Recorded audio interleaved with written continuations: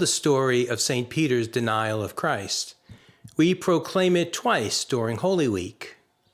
Yet, after his resurrection, Jesus is able to transform Peter, building him into the first leader of the church, the first pope. How did this happen, and why might this matter for us? Deacon Phil here. Welcome back. Can't you almost hear St. Peter's words, "I do not know him," around the campfire in Herod's courtyard? In the time when Jesus needed him the most, Peter rejected him.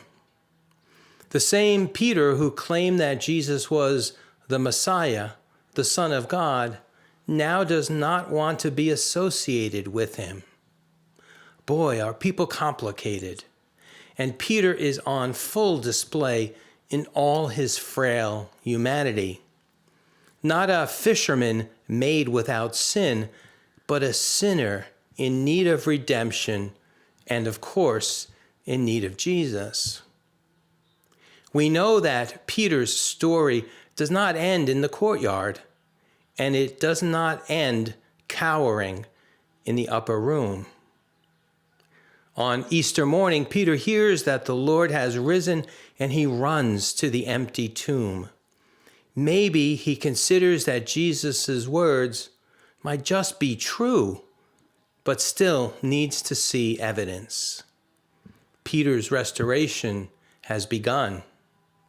St. Luke tells us in his gospel that Jesus appears to Peter privately, although what transpired in that meeting is not captured in any gospel. Can you imagine what that conversation was like? Jesus and Peter's first contact after the resurrection. And so, Peter's restoration continues. And finally, St. John captures a meeting with Peter and the fishing disciples on the seashore in the 21st chapter of his gospel. "Simon Peter, do you love me? Yes, Lord, you know that I love you. Feed my lambs." "Simon Peter, do you love me? Yes, Lord, you know I love you. Tend my sheep." "Simon Peter, do you love me? Yes, Lord, you know that I love you. Feed my sheep." Peter has professed his love for Jesus the same number of times as he denied knowing him. His relationship with Jesus is now deeper, and he is ready to lead the new church. He is ready for his part in the mission of Jesus to bring about the kingdom of God. Peter's wounds have been healed by the divine master. His restoration is now complete. But what happens between Jesus and Peter is also available for us. Jesus wants to build us up to heal our hurts and our wounds and our fears by pouring his grace into our lives. Imagine that Jesus himself feeds us as that day on the seashore. Imagine hearing the question using your name, "Philip, do you love me?" Imagine answering, "Yes, Lord, you know I do." And then imagine hearing the words again using your own name, "Philip, feed my lambs, tend my sheep, feed my sheep," over and over again.